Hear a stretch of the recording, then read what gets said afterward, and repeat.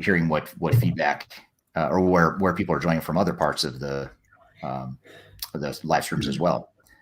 So I guess just to, and actually one on LinkedIn here is from the UK. So thanks for joining us here. So people all over the world here. And so I think this is supply chain management is something that is a universal global topic. And maybe before we jump into some of the questions that I have for you, and certainly audience, if you have questions, please drop it in the chat. I'm watching all the platforms here. While Amy's talking, I'll be kind of scrolling around between LinkedIn and YouTube and Crowdcast just to keep an eye on what people are asking. But in the meantime, before we get to those questions, Amy, just maybe talk a little bit about your background. How did you get into supply chain management? And then I'm going to ask you about craft here in a second too.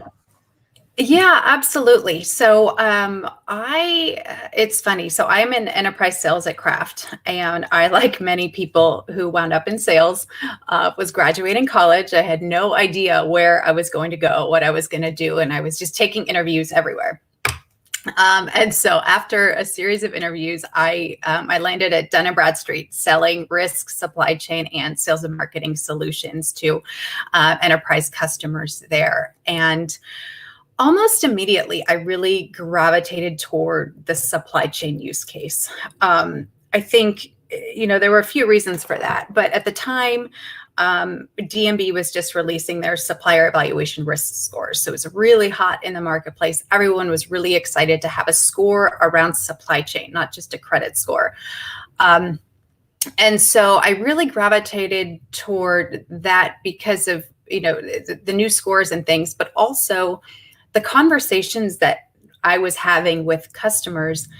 Every single business was completely different. It was just fascinating to me how the same department, if you will, could be so vastly different. And so it was just really exciting and fun to be able to be having these different conversations. And so I was there for just about 6 years.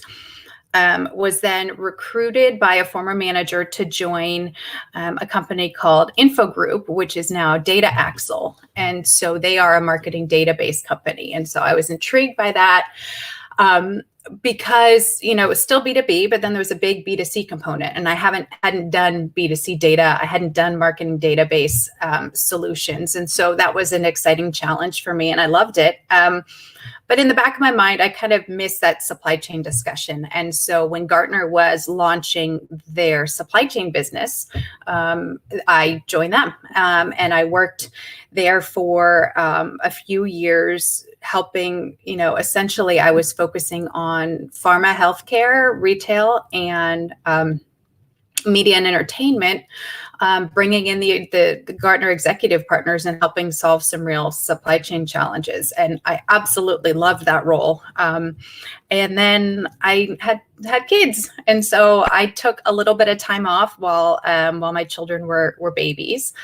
And last summer, a former colleague of mine who is now running sales here at Kraft reached out to me and just said, you've got to come see what we're doing here. This is just incredible in terms of, really disrupting the data supply chain, the way organizations consume data, but also how they leverage that data to manage supplier risk and be proactive instead of reactive. And so I've been here since January, and even just in these 6 months, the changes, it has been really, really astronomical and exciting. And we're solving some really great challenges for our customers. And so it's a pleasure to be here and be back in the supply chain world. Yeah, you kind of feel like that's where you belong, huh? Yeah, it's funny. I try and have these conversations with my family and my friends, and they just don't get it. So this is so fun for me to be able to have these chats with you guys and hear questions coming in from the audience. So it's great. Great. Well, before we get to those questions, maybe that's helpful to hear a little bit about your journey and how you ended up where you are now. Tell us a little bit about Kraft. What is the solution? What does it do? How does it fit into supply chain management? Yeah, absolutely. So at the simplest level, so Kraft is an enterprise intelligence company. And what we're doing is aggregating both traditional and alternative data sources. And from a supply chain perspective, what does that mean? We're helping our customers build a resilient supply chain and use leading indicators of risk to proactively mitigate it. So traditionally risk has been something that customer, there was very siloed data sources, and I know we'll get into this a little bit more down the road, but Craft's data is allowing our customers to really look at alternative data points that are leading indicators of things going on, and really helping them excel at all stages of the supplier lifecycle, whether that be discovery, evaluation, or ongoing monitoring. And so, so we are working with global organizations, a large chunk of the Fortune 500, the Department of Defense. We have clients all over the world, and we're really driving real results from, leveraging best-in-class data and technology to make better decisions and then to reduce the time to that decision. Right. Great. Yeah, that's a very timely, it seems like a very timely product. You guys are riding an interesting wave right now where that seems to be much needed in the space. It's funny you say that. So when the company was founded 6 years ago, it's kind of a funny story. So our CEO and founder was working in VC at the time, and he had, I think the number is something like 12 or 14 different tabs open on his computer researching a business. And he had this light bulb moment. He was like, this is madness. Like, why in this day and age, with the technology the way it is, and with data the way it is, why can I not just go to one place and get everything at once? And so that was kind of the light bulb of like, I'm going to build kind of like a Zillow of business information. I'm everything in one place. And so we set out to build this company, and so they build this intelligence platform capable of, gathering vast amounts of diverse data from different sources and bringing it into one easy to use interface. And at that time, they didn't quite know where it was going to fit, right? It could go to sales and marketing. It could go to credit and finance. It could go to market intelligence. It could go to mergers and acquisitions. There's a lot of different places within an organization this data can fit. And very quickly, this supply chain use case started percolating up because of all of the disruptions that were happening and the need to better understand your suppliers. And so about 2 years ago, the Department of Defense came to Craft and said, we've been using your data.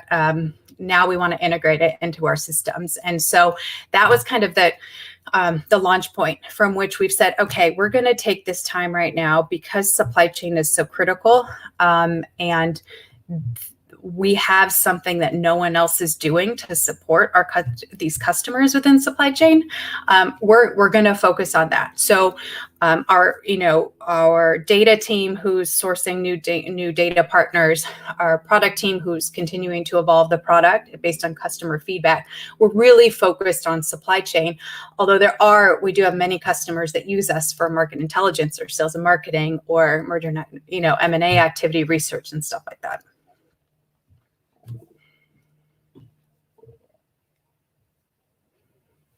Eric, I lost you for a second. I can't hear you.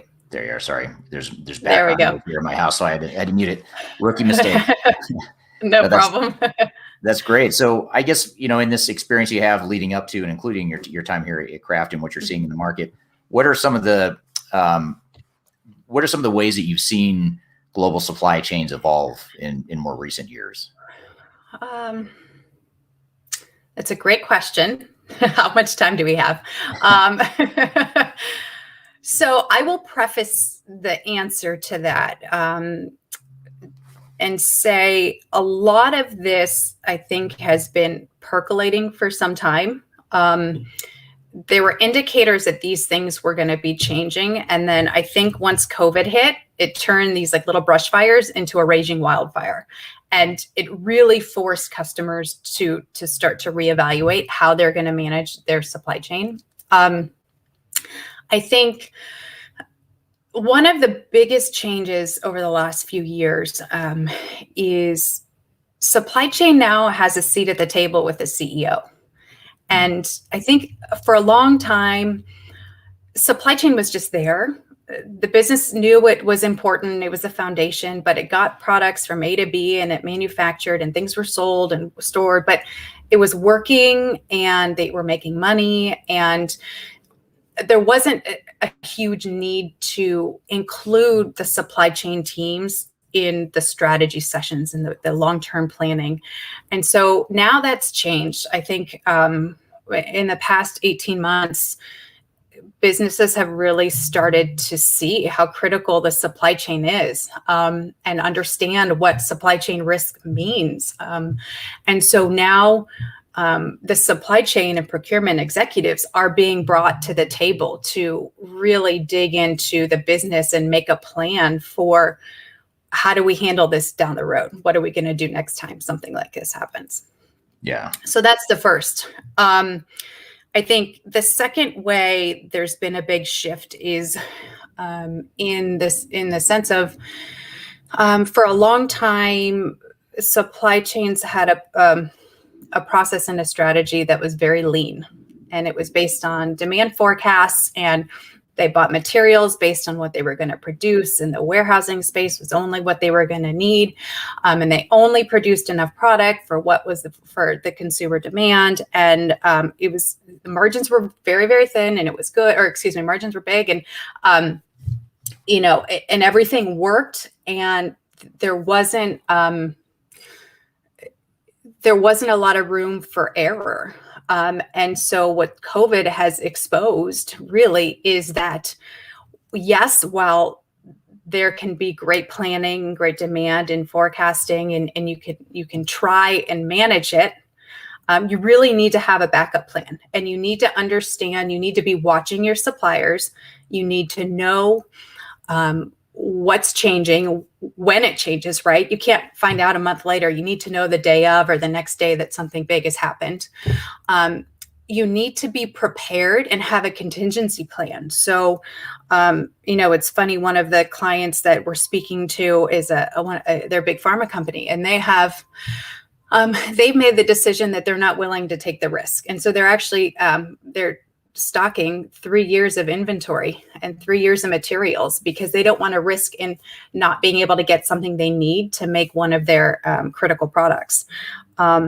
Another aerospace and defense client of ours has decided they're going to start, they've implemented a new policy where they have all of their key suppliers within 12 hours of their manufacturing sites, because they don't want to risk not being able to get the product. And so I think businesses now are willing to spend a little bit more money for that resiliency, to be able to have that plan in place so that they're not caught in a situation like we've seen with the personal equipment and some of the other things we've seen, toilet paper, all of these things, when the forecast doesn't line up, companies are being caught.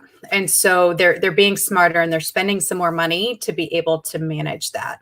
I think, I have to mention diversity and sustainability as a huge, huge initiative right now. Every single customer we are talking to has massive diversity and sustainability goals. And it's kind of two-pronged. It's for themselves as a company to be an inclusive and valuable, member of the business community, and to be able to create those inclusive places for their own employees. But also within the supply chain perspective, they are asking their suppliers to report these things. They have initiatives where they want to spend money with diverse suppliers. I know during COVID, one of our customers was actually supporting some of their small diverse suppliers because they knew that they were not going to be able to make it through the pandemic without the help of these large organizations. So diversity and sustainability is huge right now. As a cybersecurity, I mean, we all saw the news this week about Colonial Pipeline. Tracking cybersecurity of yourself and your suppliers is something that can't be ignored anymore. There's been kind of whispers about it in the news for the past few years of like, the U.S.'s cyber infrastructure is at risk, and we have to be careful. But now these cyber criminals are targeting the supply chain. I think attacks were up 42% in Q1 of this year. So it's not going away. And the attacks are just getting more complex. So really, understanding where the those vulnerabilities lie within your supply base, and tracking that and understanding it and having a contingency plan if something happens, like we saw this week. Yeah. It's interesting how when supply chain management really started to take off or get traction, like in the 90s, when global supply chains started to proliferate, when you start talking about outsourcing and contract manufacturing in other parts of the world and whatnot, at least for US based companies, it seemed like a lot of the focus was on cost. How do we drive cost efficiencies and drive down our total, the cost of our supply chain? But now you have so much more to worry about. It's not just cost. You've got, you mentioned the reliability of your supply chain, the sustainability, the diversity, all that stuff. Now you have to kind of balance and prioritize, what's most important to you as an organization. And you bring up a great point, because really what it comes down to is, as an organization, building out what are your priorities and what is your risk threshold, right? Different organizations, some might just say, you know what, we're going to continue with the lean strategy, and if we get hit, we get hit. We're seeing a lot of customers adjust that strategy to be a little bit more resilient. But the key is really just for each organization to figure out what that threshold is for them. And then let's put a plan in place to make sure we're giving you the data that you need to be able to execute on that plan, and make sure that we're keeping you up to date on things changing there, so that you're not caught off guard, and you're able to be proactive and make adjustments and pivot before the disruption occurs. Yeah. And anticipating what could disrupt the supply chain. And what are some examples? I know, Craft as a company and the solution itself really, part of what it does, from what I understand, is track and predict where there could be problems, whether it's weather related or geopolitical, or I don't know if it could predict pandemics or not, or what sort of impact a pandemic would have. Anyone could predict that. But how does that work, or how does the solution in general help accomplish some of those things and some of those balancing that a lot of organizations are trying to do with their supply chains? Yeah. So, there's three big differentiators with Craft, right, versus what's out there in the marketplace. So the first is the depth and the accuracy of our data. So we are collecting over 350 data points on a company. So everything from traditional sources like financials and firmographic information and their operations. What do they do? What do they sell? What do they manufacture? But then we're bringing in a lot of additional data sources, things like cybersecurity scores, diversity certification data, human capital, employee sentiment, website visits, social media engagement, things like sustainability scores, data breaches, all of these things, because at the end of the day, what we're trying to do is give our customers a 360-degree holistic view of a company. And so then how does that help them manage their risk? There's a lot of these different alternative sources that traditionally haven't been leveraged as an indicator of risk, but we know they are. So for instance, if within an organization, if there's consistent turnover at the executive levels, that's an indicator that there's something going on.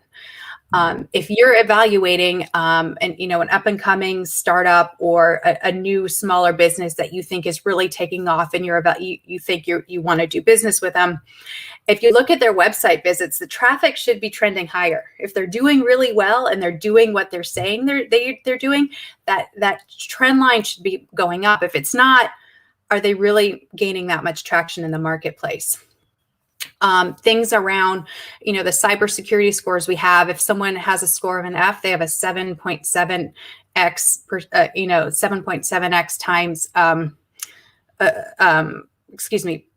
probability of a data breach, right? So when we're talking about data breaches, you want to understand within my supply chain, particularly in businesses where there's sensitive consumer data, credit cards, social security numbers, you want to make sure that your suppliers are secure, because if they're breached, it can then flow to you depending on how that attack has been orchestrated. And so the tool that the Craft offering is really bringing all of these data points together in one place, and then we highlight where we see potential risk on a dashboard, whether it's by cybersecurity or ESG or those things can be customized depending on the client. But so we're highlighting where we see risk, and then we're giving real-time alerts to changes within the data on companies that our customers have chosen to track. And so through those two components, and then having it all in one place where the entire organization is able to look at that same data set, right? So what we hear from a lot of customers is they just have this data and platform fatigue. They're sick of logging into 20 different systems to get information, and then it's inconsistent information, and then there's different people pulling the information, and it's just this inefficient mess of data, and then no one really has the answers they're looking for. So what we're doing at Craft is we're consolidating everything into one place and giving our customers the information that they need to make these decisions around risk, and then reducing their time to a decision and time to action.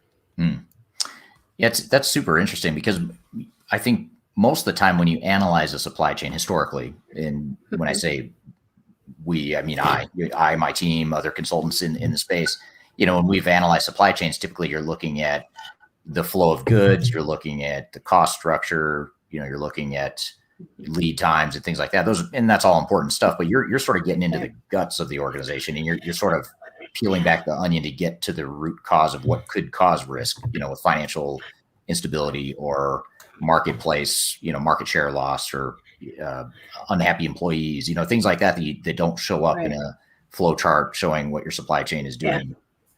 Super interesting.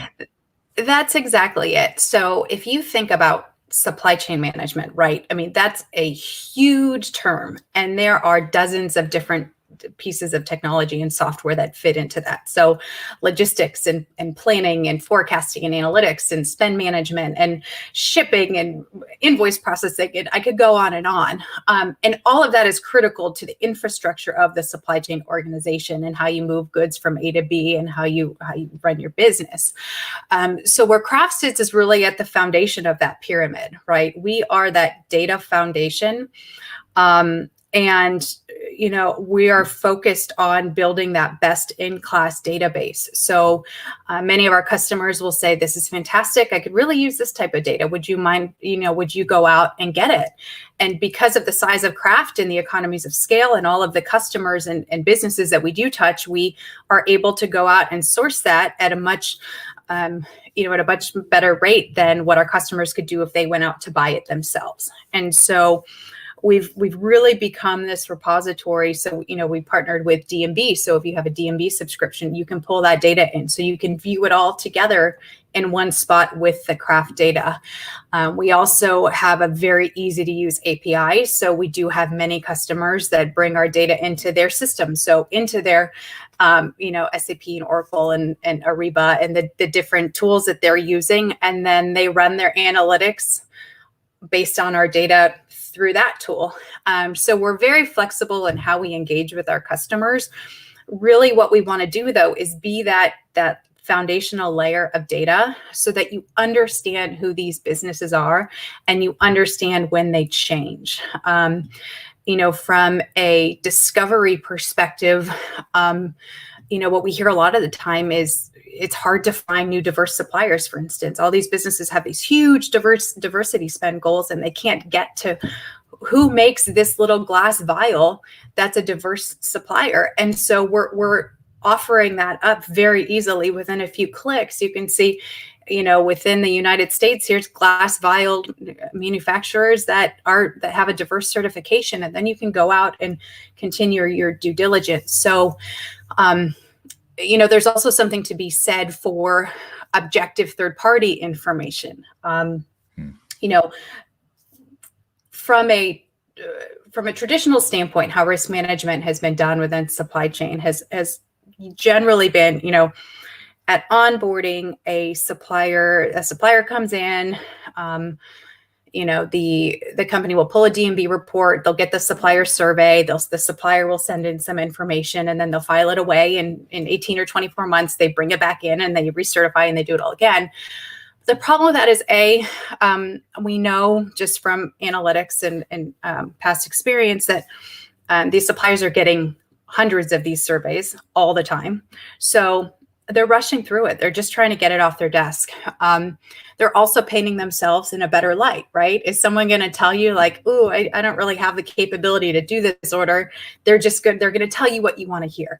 Right. So what we're starting to see is customers using our scores to reduce the number of that type of work they have to do. So depending on the scores, they have business rules around when they're going to send the surveys, when they're going to recertify, and then they use our monitoring so they know if there's anything major changing.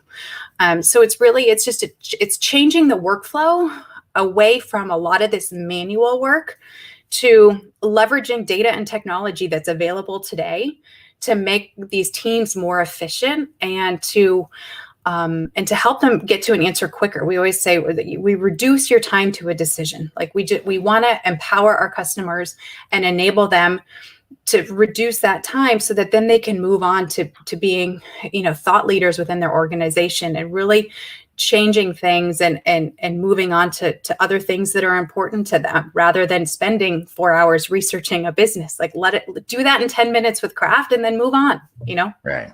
Yeah. Do your real job. Day-to-day. Yeah. I mean, we work with one, it's a top 3 telecom, and it's not in our contract that we can say their name, but they did an audit before and after craft. They have 40 analysts. And before craft, it took them like 3.5 hours to put together the profile that they had to put together for their auditing purposes. After craft, they do it in 7 minutes. So across 40 people, that time savings, it's enormous. And it seems so simple, but it's really making a big impact. So we're really, really proud of what we're doing and the data team and the product team and how we're building it out to really enable our customers to really drive some huge results. Yeah, absolutely. And, it's such a different technology too, and just a different way of looking at supply chains. And, from our perspective at Third Stage, most of our work with technology providers is sort of your traditional ERP providers, and then also your traditional supply chain management providers, the standalone, best of breed, the Ariba's of the world, or Manhattan Associates, whatever it may be. But I guess, my perspective is that a lot of those systems are focused on automation, some data transparency, and just general workflow, but not getting to the things you're talking about as far as, getting underneath the surface of what's going on with your supply chain and where the risks are. But how have you seen technology impact supply chain management in recent years? You mentioned, SAP, Oracle, Ariba, obviously Kraft now is a provider in a different way. But in general, what are some of those trends you're seeing technologically with supply chains? Yeah, I think you just kind of mentioned it, is the technology, the AI and the ML and the integration technology is really soaring right now. And these systems are now talking to each other. Whereas I think 10 years ago, these systems were in place, but there was a lot of human intervention, like taking the next step in the workflow. Whereas now everything is talking to each other. So, the item is placed on the ship, and then there's a signal that goes back to the system, and then the ship departs and it gets to where it's going. And once that item is unloaded, there's a signal back to the system, and then the payment is released, or the invoice is sent and the payment released, and then we can start this cycle all over again. So, where in the past, all of these things required some person to touch it. Now it's just automated. So it's much quicker. It's much more efficient. So I think that's the big key. I think there is almost every day. It feels like there's new technologies popping up, craft being one of them. So there's a lot of people recognizing some gaps in the space and bringing to market some really exciting things to help fill those.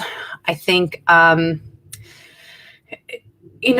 think even little things like real-time alerts, like that didn't exist 10 or 15 years ago. To be able to tell a customer in real time something has changed within your supply base, you need to address it, So I think technology has really enabled supply chain to be more efficient.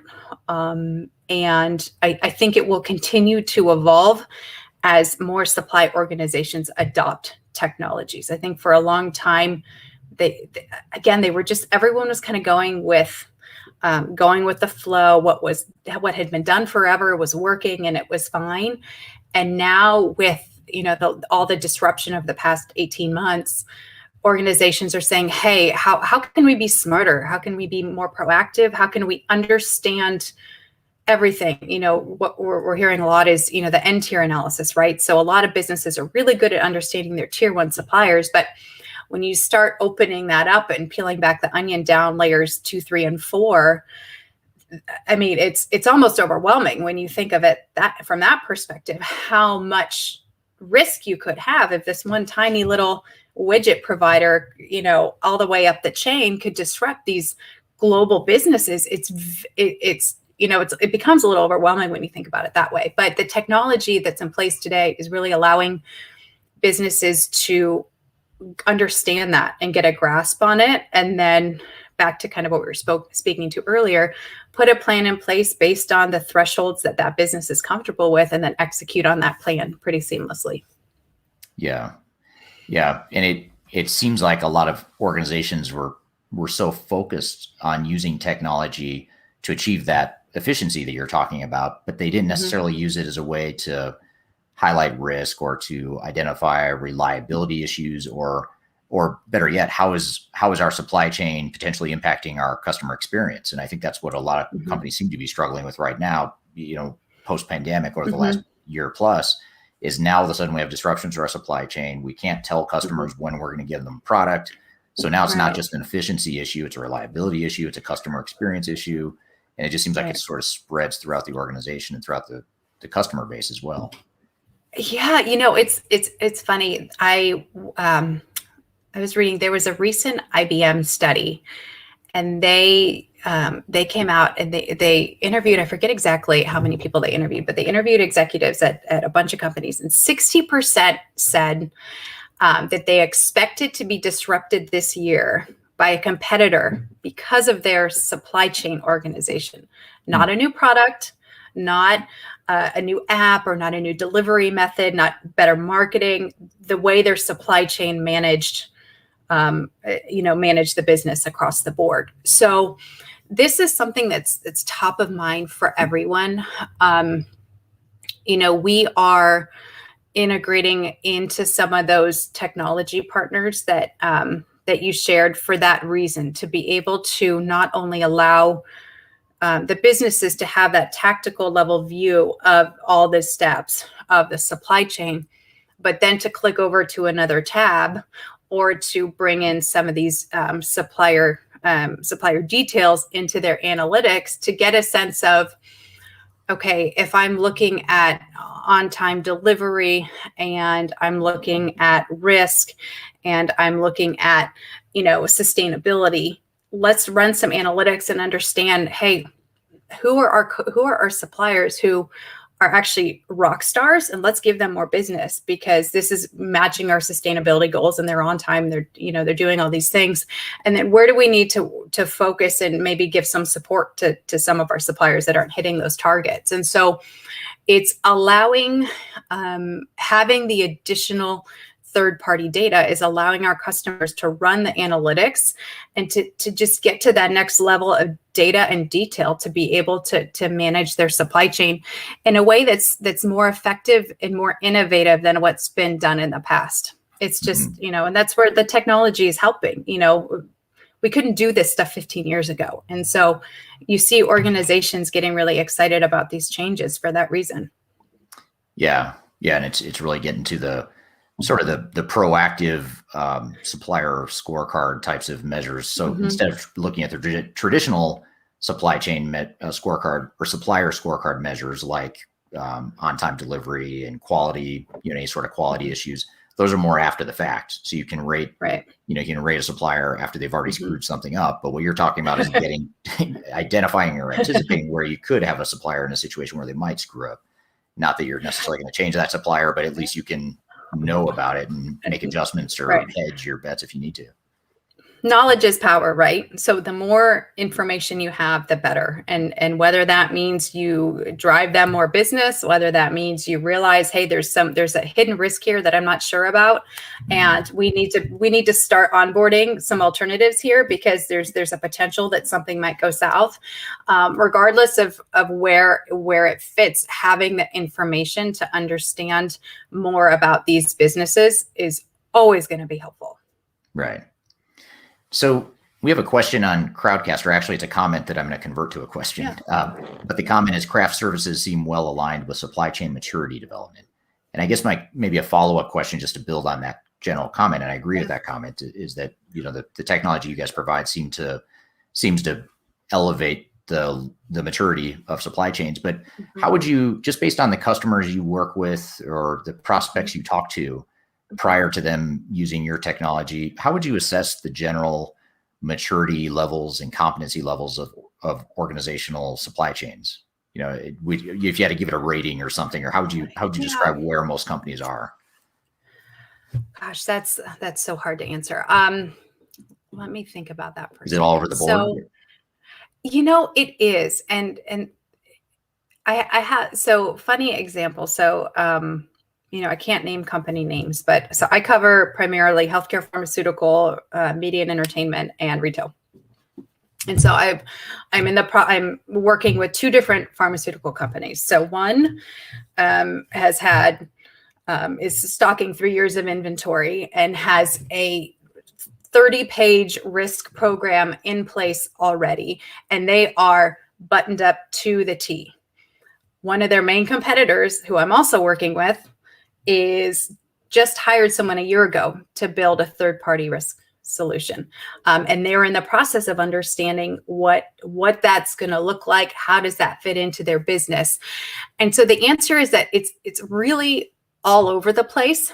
I think there are a lot of times when we're having conversations, customers, when we first make a phone call or when we first meet someone, people say, oh, we're doing that. We're doing risk management. Oh, we're doing monitoring. We're doing alerting, all these things.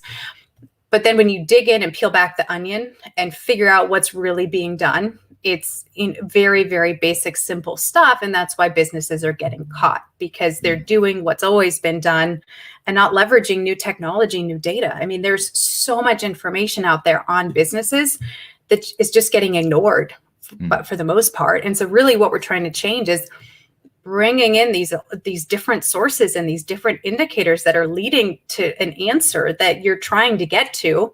People just haven't been using it. So, we do have, we see a lot where clients and prospects will want to test our data against another company or test our alerts against another company. And we're winning, and we're displacing a lot of the really big names in the industry because the data and the accuracy and the relevance of our alerts. We actually have a team of people curating them. So I know I say alerts and a lot of customers go, no, I have too many alerts. I don't need any more, because they're signed up on Google Alerts and they get the same article 6 times because no one's managing that. So at Craft, we're really focused on curating the alerts to make sure that when our clients get something from us, it's really, really valuable and relevant. And we worked, one customer did a test of us against another alert provider in the industry. And over the 3-month test, I think we delivered 156 alerts, and they said 86% were critical to have for our business. And so, again, we're really focused on not just throwing the sink at our customers. We're really trying to curate an innovative, new way of managing suppliers, the supplier data foundation of all of your systems, and their risk and their ongoing changes. And we just started 6 years ago. We're a venture-backed startup, but we're really making big waves in the industry, and we're excited about it because people see the product and they go, "Oh my God, like where has this been?" And we're like, here it is. It's here now. So we're excited. Yeah, it's very cool. So, Eric, you're on mute. Oh, can you hear me? And are you hearing audio now? I can't hear you. Well,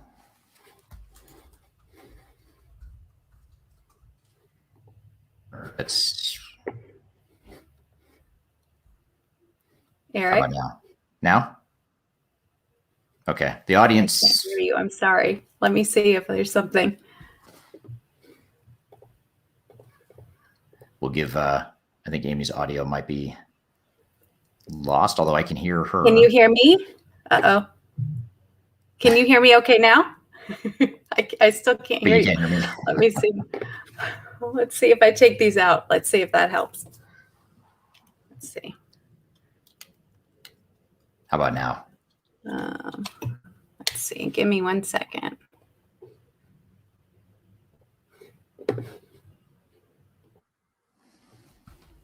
Okay. Can you hear me now? Mm-hmm. Yes. You can hear me. Can I hear you? Can you hear me?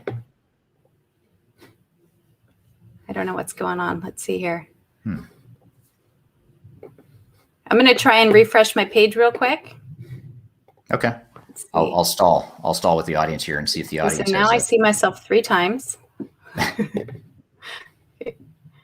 So what I'll do while Amy's getting back on audio here for the audience is maybe see what questions you all have.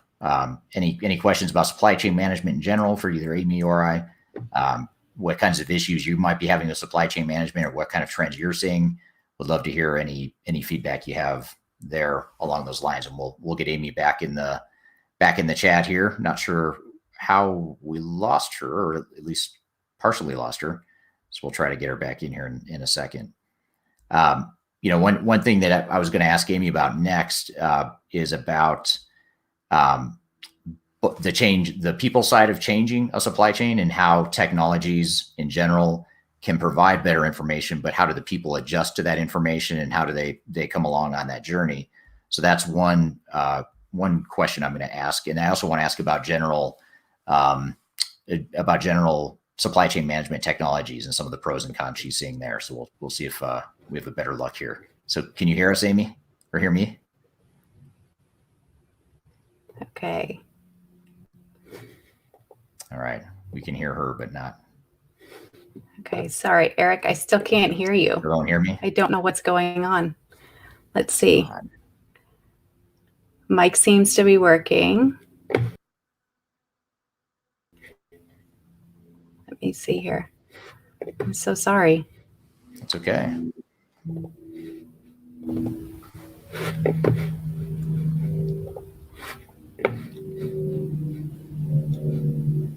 You hear any audio right now? Okay, Eric, I still don't see, I can't hear you. I can see you. Let me try and take these out again, see if that helps. Okay, how about now? For reason, let's see here.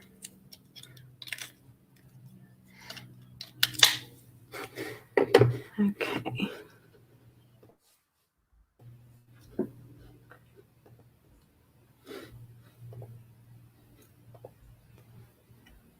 Okay, let's see. Can you hear me? Mm-hmm. Yeah, we can hear you. Change my microphone. The reconnection helps. How about now? I'm still not hearing you, Eric. I'm so sorry. Okay. Try one more. Actually, Karen has a good idea. I'll put the questions in the chat. Thank you, Karen. That was a brilliant idea. I don't know why I didn't think of that. Okay. I think I adjusted something real quick. Can you hear me now? Hear me? Yes, I can. Oh, okay. Sorry perfect. about that. That's all right. We could hear you the whole time for what it's worth. Sorry, everyone. It's all right. Right when you challenges of virtual, right? Of technology as we're talking about it. It just randomly changes on you. And it actually, that was actually the question I was going to lead into is speaking of humans and technology and the intersection of the two. When you have new information like what you're talking about, you're providing sort of a new data set, a different way of thinking about supply chain reliability, sustainability, all these different dimensions that you're talking about. What are some of the challenges that you see from the human side of it? Because there's one thing to present people with the data and present them with the tools, but how do you get them to fully bake this way of thinking into the way they manage the supply chains? Yeah, it's always a challenge when you change the way things have been done, right? So I think I alluded to this earlier. I mean, previously, there was due diligence on the front end with very specialized data providers, right? Someone with a credit score, someone with a cyber score, someone with this. And then there were the steps, and then it was filed away. And then a year, 18 months or 2 years, it was looked at again. So I think from the perspective of challenges kind of changing the way things have been done, I think really the results speak for themselves. So we do a lot of POCs, let's work together for 3 months. If it doesn't work, it doesn't work. And what generally happens is, our team is great at training and at helping our customers really understand which data points are these leading indicators of something to pay attention to. And generally, these results come, and either we send an alert and it saves them money, or like the wireless example I gave you, from 4 hours down to 7 minutes. I mean, you can't. Once the results come, all of a sudden it becomes a very different conversation about not only, okay, how can we implement this long term, but who else in the organization can use this? So we frequently start in these like small POCs, and then it just continues to grow because there's many parts of an organization that can get this kind of data and that can use this kind of information. So, it's the beginning. It's kind of like changing an existing process that's been in place for a long time. But I think people also realize that what was being done before wasn't working. In the past 18 months, we've seen that, right? So everyone's kind of open to these changes and trying new things and modifying the workflow to maybe be a little bit more efficient and manage things a little bit more proactively. And then again, moving on to other stuff. Yeah, absolutely. Yeah, that's a good point. And it's always good when you have people that recognize the need for change. And it sounds like, in many supply chains, people do recognize it. It's just a matter of how do you get them to adjust to this new way of thinking and thinking about the supply chains a little bit more, multidimensionally or holistically, whatever you want to call it, than they may have in the past. Yeah. So here's a couple of really good questions just came in on Crowdcast. Yeah. A couple that might be opening a whole can of worms that we could spend a whole hour on each of these questions. But the best one I think is from Balakrishnu Alu. And he asks, how could have the auto industry avoided the chip shortage? And that's a great, relevant, timely topic. I don't know if you have any theories about how to save the world, and in particular the chip shortage in the auto industry. Kraft isn't paying me enough. I can solve it today, right? Right. No, so the chip shortage. Okay, so this is interesting, and this kind of goes back to the challenges around planning your supply chain, just around demand forecasting, right? So we take a step back and understand what happened with the supply shortage. So these factories in China were closed in the early days of COVID, right? When COVID hit China and the manufacturing plants closed down, that was kind of the first drop, right? So once that was back online, and COVID came over to the States and spread globally, demand for these products skyrocketed. Families were buying multiple tablets or computers for homeschool. They were buying gaming stations. They were doing home upgrades, and refrigerators now have these chips in it. I mean, these chips are in everything from tablets to kids' gaming stations to refrigerators to cars to they're everywhere. And so initially, when the factory shut down, that caused a shortage. The demand spiked. So that really was kind of the first layer of challenge. And then what happened was, and this is back to the lean strategy, a lot of these companies forecasted that demand was going to drop because they thought people are going to be scared. They're not going to buy. So they didn't place the orders. The facilities didn't manufacture. Demand continued to skyrocket. And now we're stuck. And there's just not enough. There's not enough to go around.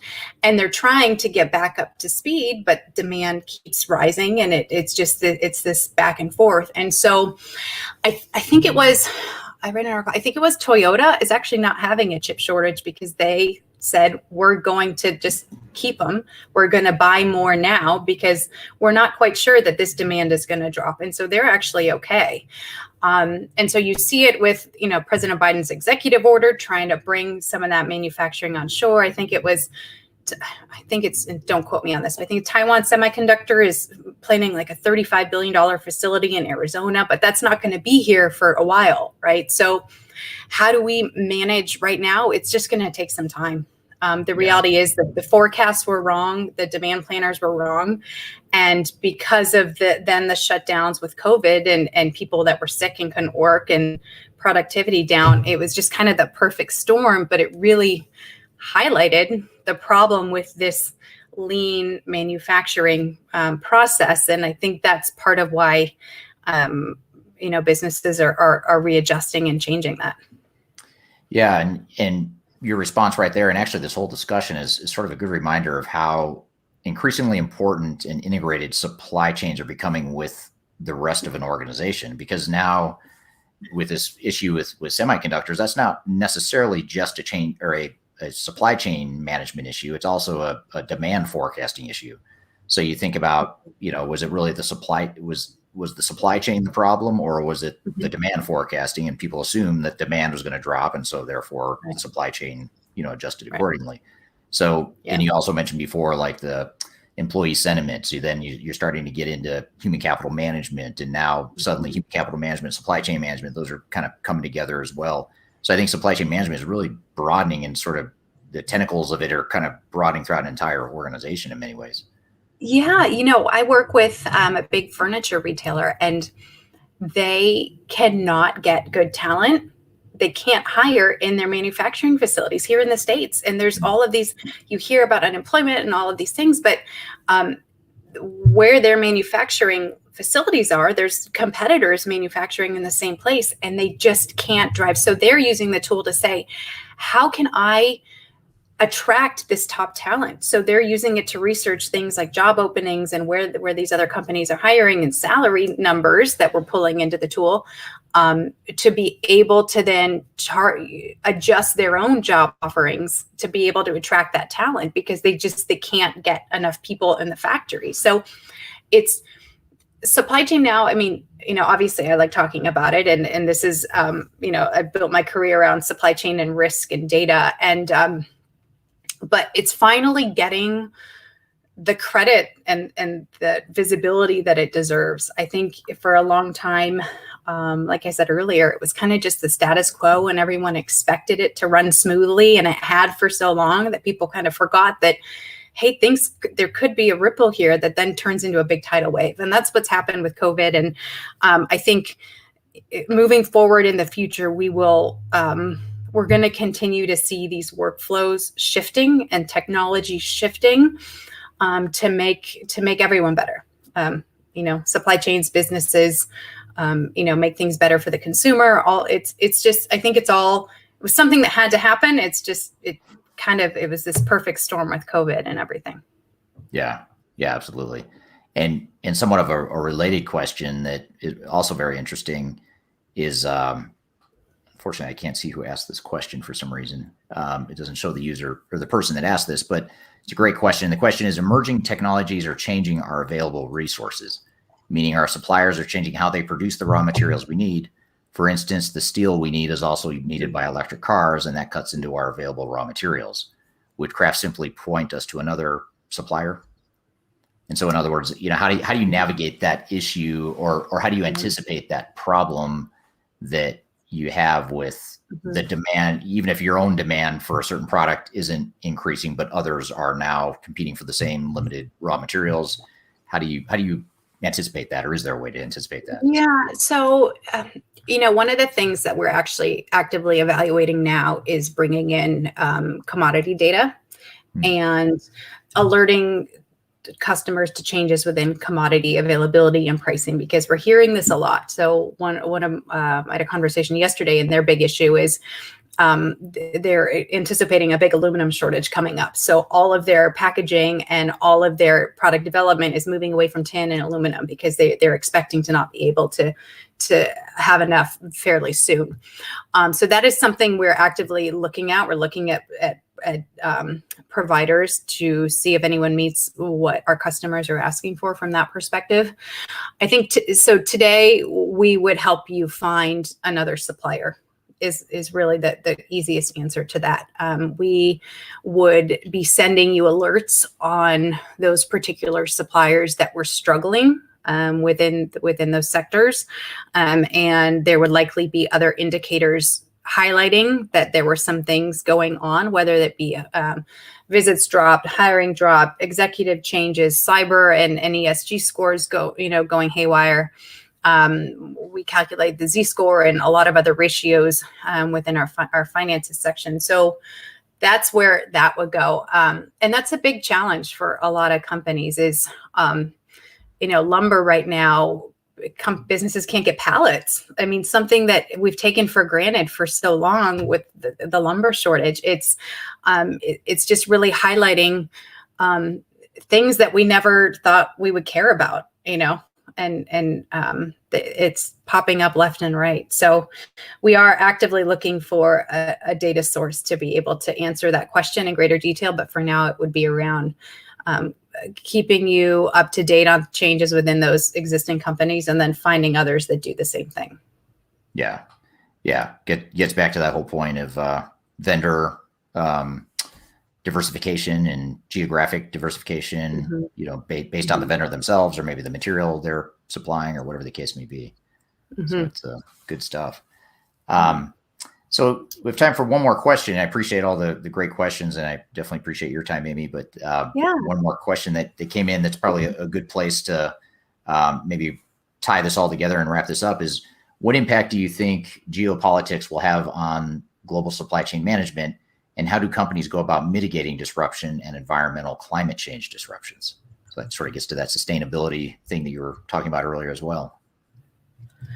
Yeah, God, that's a great question.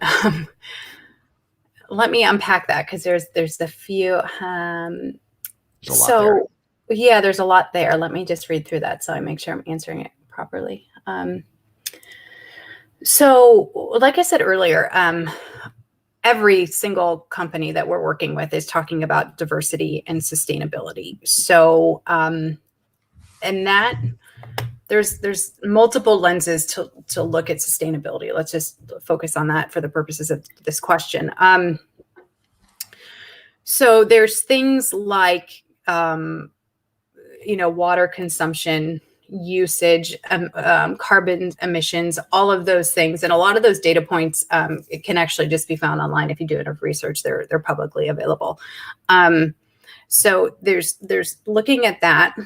And then there's looking at details and scores in comparison to other businesses that are similar to that. Industry, location. So there's a lot of different layers to sustainability. And each company we're working with is a different program in place. So some of our customers are asking their suppliers to then initiate some sustainability programs within themselves. Sometimes it's going down to tiers 3 and 4, where they're requiring certain sustainability requirements be met in order to move forward. In the case of U.S. government contracts, there are requirements in place in order to bid on a contract. You have to have certain sustainability metrics to be able to sell to the government. So there's a lot of different layers to that question. I think making sure that you have good information, that you're comparing that to industry and geolocation, right? So depending on the industry of the company and where they're located, the possibilities for sustainability and environmental governance and all of these things are going to be different. So a manufacturing site in India has a very different footprint than a manufacturing site in the south of France. And so it's about understanding where they fall within that ecosystem, but then also understanding the nuances of that location and the rules in that country and their own programs. So it's very, very complicated. I think, like I said, it's top of mind for every company we're working with. And I think organizations are still trying to figure it out, because there's even another angle of, young consumers now who really care about the environment are demanding this of these companies. They're using their dollars to shop at companies like Rothy's and Allbirds. It's all sustainable and recycled shoes. And so they're taking off because businesses care. There's a home goods company called the Citizenry. And so they source their goods and they manufacture their goods in local villages all around the world. And it's very small, but then it provides a source of income in places that otherwise wouldn't necessarily have that ability. And younger consumers are flocking to these businesses. So there's that whole other angle of how do we incorporate these just from a brand standpoint. And so there's just, I think that diversity, sustainability is going to be kind of the future buzzwords within, it already is, but it's going to continue to be the big buzzwords within supply chain organizations, trying to figure out how do they leverage that to make themselves a better company, but then also to make them attractive to the consumers that now really care about that. Yeah. Did I answer that question? I'm sorry. There's a lot in that question. Yeah, no, I think you did. I guess it's up to Raymond whether or not he thinks he answered it. I thought it was a good response. But it is interesting, though. I hadn't thought a lot about the the climate change, sustainability. That is obviously an emerging area, and companies organizations in general are sort of issuing their own self-imposed mandates in many cases on how they want to improve their climate footprint, and obviously supply chain management has a big impact on that as well. Yeah. And then maybe I'll ask you one last. I know I said that would be the last one, but this is actually probably okay. We had a little break in between with our technical issues, so yeah, we can go over a little bit.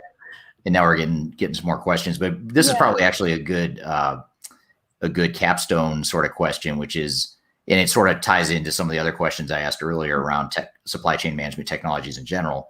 But the question is from Amin Kafal, and he asks, can craft solutions help companies where a big part of their supply chain management is still managed primarily manually, basically help a company with no solid or almost obsolete business applications in place, ERP, for example, and where most of the workflows are managed using sheets? So if you have a very manual supply chain, can Craft help with that? Or is it sort of like Craft plus a supply chain management or ERP type of solution? No, yes, reach out. Absolutely. We can absolutely help with that. We have customers across the world from very sophisticated, global orchestrated organizations down to, smaller companies that, to your point, don't have a sophisticated technology landscape in place, and they need a place to start. And we do everything in between. So anyone can reach out to me directly at